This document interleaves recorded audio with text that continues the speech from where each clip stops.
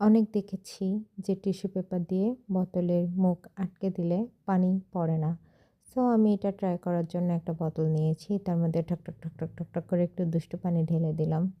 পানিটা একটু বেশিই ঢালা হয়ে গিয়েছে। সো আমি একটা টিস্যু পেপার দিয়ে এবার মুখটা বন্ধ করে নিলাম।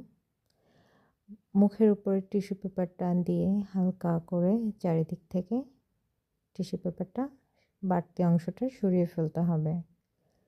তারপরে এটাকে আমি দেখব, উল্টে দিব যে পানি আদৌ কি পড়ে কিনা।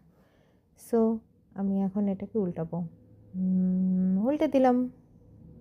ইয়ে! সফল হয়েছে। এটা কিন্তু পড়েনি। টিস্যু পেপার দিয়ে বোতলের মুখটা কিন্তু আটকে গেছে। সো আপনারাও ট্রাই করতে পারেন। আর আমার ভিডিওটা ভালো লাগলে অবশ্যই সাবস্ক্রাইব করবেন। আল্লাহ হাফেজ।